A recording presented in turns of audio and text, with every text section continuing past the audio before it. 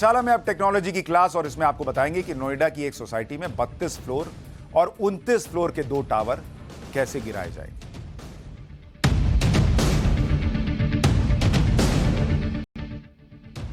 पिछले कुछ दिनों से आप नोएडा के ट्विन टावर्स के बारे में सुन रहे हो, जिन्हें 28 अगस्त यानी रविवार को दोपहर 2:30 बजे के करीब गिराया जाएगा। ये टावर्स गैरकानूनी तरीके से बनाए गए थे, जिसे गिराने के लिए सुप्रीम कोर्ट ने कहा था। लेकिन इन टावर्स को कैसे गिराया जाएगा, ये कितना बड़ा टास्क है, ये कितना बड़ा चैलेंज है, इसे गिराने में क्या टेक्नोलॉजी और क्या साइंस अप्लाई होगी, आज हम पाठशाला में इसका चैप्टर खोल रहे हैं। तो आपके छोटे छोटे बच्चे हैं, अगर साइंस वाइंस पढ़ते हैं तो उनको दिखाइए आज पाठशाला। सिर्फ ये जानना कि कैसे गिरेगा, कैसे धमाका होगा, मेरे घर में आसपास कुछ होगा या नहीं, वो सब छोड़िए, समझिए कि ये होगा कैसे। सबसे पहले आपको समझाते हैं कि आखिर इन 2 टावर को गिराना कितना बड़ा चैलेंज है। पहला चैलेंज यह है कि ये दोनों टावर बहुत मजबूती से बनाए गए थे और इन दोनों टावर को बनाने में 4000 टन स्टील और आयरन लगा हुआ है। इसमें सीमेंट के जो पिलर्स हैं वो सामान्य पिलर्स से कहीं ज्यादा मोटे और चौड़े हैं। इनमें काफी बड़ी मात्रा में स्टील और सरिया का इस्तेमाल किया गया है। ये टावर्स इसलिए भी मजबूत बनाए गए थे क्योंकि नोएडा भूकंप के सेस्मिक जोन 4 में आता है, जिसका मतलब यह है कि नोएडा में भूकंप का खतरा ज्यादा है।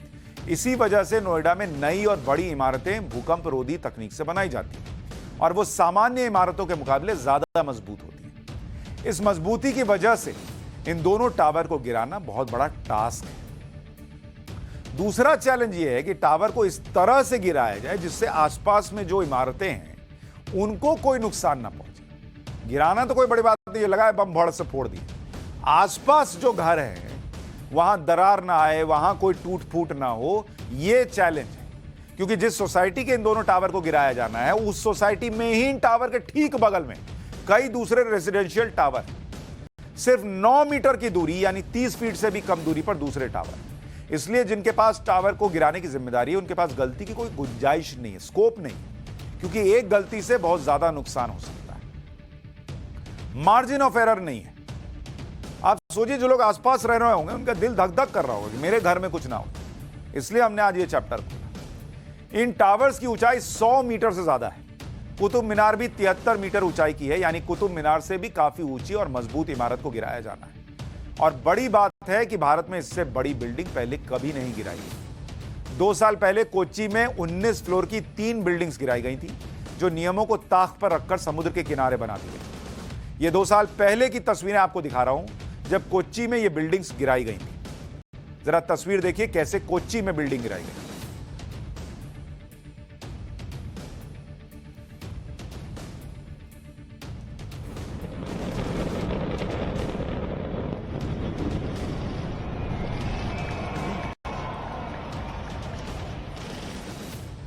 अब कोच्चि में जो बिल्डिंग गिराई गई थी उसमें एक बात तो यह थी कि आसपास और कोई बिल्डिंग नहीं है और इसे जेट डेमोलिशन नाम की कंपनी ने गिराया था। इस कंपनी को नोएडा के ट्विन टावर गिराने की जिम्मेदारी मिली है और यह कंपनी पहले भी दुनिया की कई बड़ी इमारतें गिरा चुकी है। 2 साल पहले ही इसने अबू धाबी में 144 फ्लोर के मीना प्लाजा को गिराया था। मीना प्लाजा बिल्डिंग को रेनोवेशन प्लान के तहत गिराया गया था। यह उसकी तस्वीर है। तो एक तो जो लोग आसपास डरे हुए हैं वो कम से कम इतना निश्चिंत रहें कि जो कंपनी गिराने वाली है उसके पास अनुभव है। ये आपको तस्वीर दिखा रहा हूं कैसे मीना प्लाजा अबू धाबी में गिरा दिया गया था। इसकी जगह पर वहां नई कमर्शियल और टूरिस्ट अट्रैक्शन प्लेस बनाने का प्लान है। इसी तरह से इस कंपनी ने 2019 में दक्षिण अफ्रीका के जोहान्सबर्ग में 108 मीटर ऊंची एक बिल्डिंग को गिराया था। इस बिल्डिंग का नाम बैंक ऑफ लिस्बन था और इस बिल्डिंग को गिराना भी बड़ी चुनौती थी क्योंकि यह कमर्शियल इलाके में बनी हुई थी और इसके आसपास कई इमारतें थी। बैंक ऑफ लिस्बन की इमारत में आग लग गई थी जिसमें फायर ब्रिगेड के 3 कर्मचारियों की मौत हो गई थी, जिसके बाद स्थानीय प्रशासन ने बिल्डिंग को असुरक्षित घोषित करके गिराने का फैसला किया। तो ये कमोबेश आपको ट्विन टावर जो नोएडा में उसके जैसा है, क्योंकि आसपास बहुत कुछ था और बड़ी चुनौती थी और इसको भी बखूबी इस कंपनी ने गिरा दिया था। तो एक निश्चिंतता थोड़ी अंदर है कि भैया काम इनको आता है। एक बार देखिए कैसे जोहान्सबर्ग में ये टावर गिराया गया था, बैंक ऑफ लिस्बन। जरा देखिए।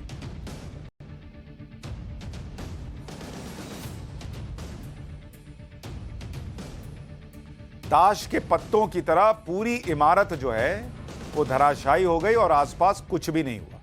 हाँ, लोगों को आसपास जो है वो सफाई करने में बड़ी मशक्कत हुई होगी, और सीधी गिरती है बिल्डिंग, आसपास नहीं गिरती। लेकिन नोएडा के दोनों टावर थोड़ा और अलग चैलेंज।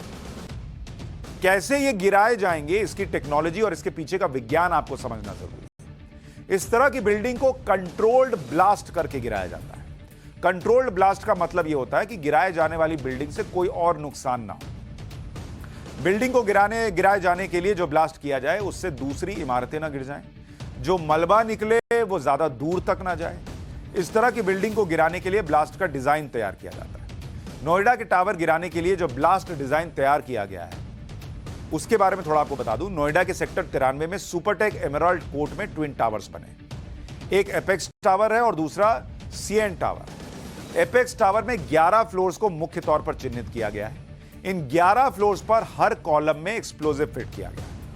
एपेक्स टावर में 7 सेकेंडरी ब्लास्ट फ्लोर बनाए गए। 7 सेकेंडरी फ्लोर के 60% कॉलम में एक्सप्लोजिव लगाए गए। सीएन टावर में भी इसी तरह से एक्सप्लोजिव के लिए फ्लोर चुने गए हैं।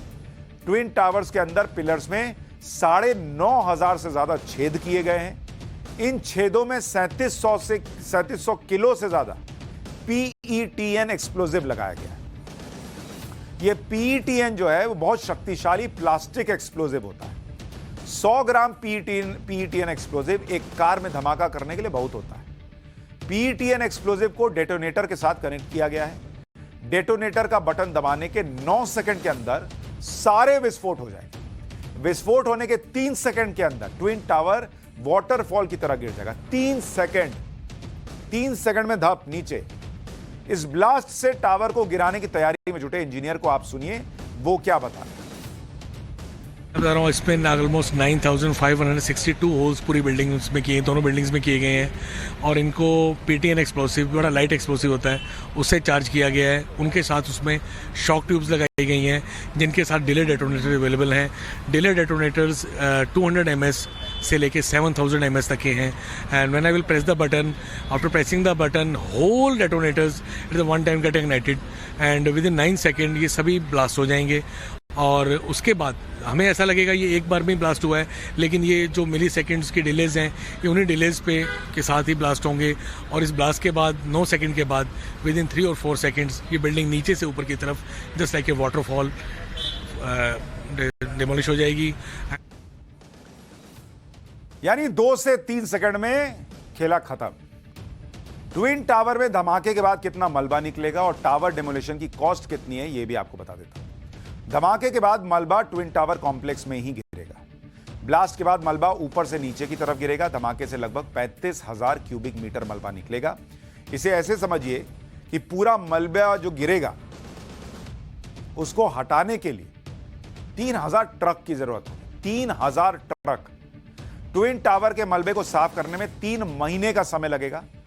आपको आपके घर में जो धूल आएगी उसको साफ करने में कितना वक्त लगेगा वो आपकी कार्यकुशलता पर और आपका कौन कितना सहयोग कर रहा है इस पर भी निर्भर करेगा। मलबे से 4,000 टन स्टील निकलने का अनुमान है। ट्विन टावर के मलबे की कीमत लगभग 13 करोड़ रुपए होगी। मलबे की भी कीमत है। धमाके के बाद धूल और धुआं 900 मीटर की ऊंचाई तक जा सकते हैं। ब्लास्ट के बाद धूल 3 किलोमीटर के दायरे में फैल सकती है। ट्विन टावर को गिराने में लगभग 18 करोड़ रुपए का खर्च आएगा। टावर्स को गिराने का खर्च सुपरटेक कंपनी को ही उठाना है जिसने ये अवैध टावर बनाए थे।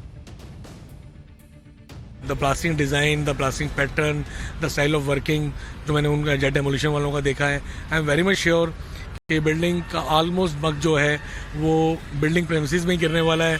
और अगर कोई चांसेस बाहर आने के हैं तो दोनों बिल्डिंग को सेव करते हुए ये रोड की तरफ ही आएगा। ट्विन टावर्स को रविवार को दोपहर 2:30 पर गिरा दिया जाएगा। इस दौरान एमराल्ड कोर्ट और आसपास की सोसाइटी से 5,000 से ज्यादा लोग सुबह 7 बजे से शाम 4 बजे तक वहां से हटाए जाएंगे। इसके अलावा लगभग 2,500 गाड़ियों को भी सोसाइटी से हटने के लिए कहा गया है। किसी भी इमरजेंसी सिचुएशन से निपटने के लिए ट्विन टावर के पास फायर ब्रिगेड और एम्बुलेंस तैयार रहेंगे। सेक्टर 137 के एक अस्पताल में 50 बेड रिजर्व किए गए हैं। 26 अगस्त से 31 अगस्त तक नोएडा में ड्रोन पर रोक लगा दी गई। रविवार को 2:15 बजे से 2:45 बजे तक नोएडा ग्रेटर नोएडा एक्सप्रेसवे पर गाड़ियों का मूवमेंट भी रोक दिया जाएगा। 28 अगस्त को डिमोलिशन साइट यानी ट्विन टावर के पास केवल 10 लोगों को जाने की इजाजत है।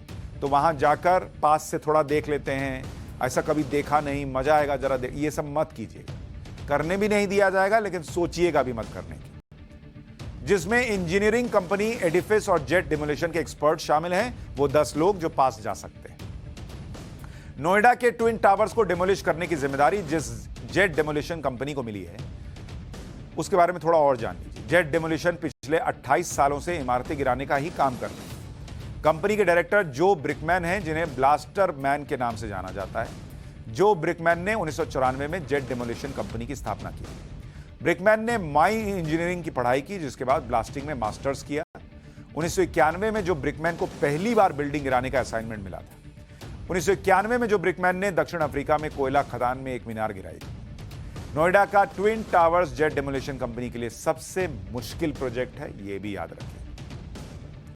ट्विन टावर्स को गिराने के फैसले पर कुछ लोग कह रहे हैं कि इतनी बड़ी बिल्डिंग को क्यों गिराया जा रहा है, गिराने से अच्छा होता कि यहां पर गरीबों को बसा दिया जाता। ऐसी बातें करने वालों को समझना चाहिए कि अवैध निर्माण और नियमों को अनदेखा कर तोड़कर बनाई गई इमारतों को कैसे बनाए रख सकते हैं। ट्विन टावर के निर्माण में कितने नियम तोड़े गए, जरा सुन लीजिए। सुपरटेक ने नवंबर 2005 में एमराल्ड कोर्ट सोसाइटी बनानी शुरू की। सोसाइटी में 11 फ्लोर के 15 टावर्स के निर्माण की मंजूरी मिली। साल 2006 में सुपरटेक ने सोसाइटी के प्लान में बदलाव किया। सुपरटेक ने सोसाइटी में ही ट्विन टावर्स का निर्माण शुरू कर दिया। सोसाइटी के सामने ग्रीन बेल्ट में ट्विन टावर्स का निर्माण हुआ। ट्विन टावर और पास की बिल्डिंग के बीच उचित दूरी भी नहीं छोड़ी गई। ऊंची इमारतों के पास खुली जगह के नियम का उल्लंघन किया गया। ट्विन टावर के पास वाली बिल्डिंग की दूरी 20 मीटर होनी चाहिए थी, लेकिन ट्विन टावर और पास की बिल्डिंग के बीच सिर्फ 9 मीटर की दूरी। तो ये सारी नियमों की अनदेखी हुई। मामला अदालत पहुंचा, दोनों को गिरा दो कह दिया गया।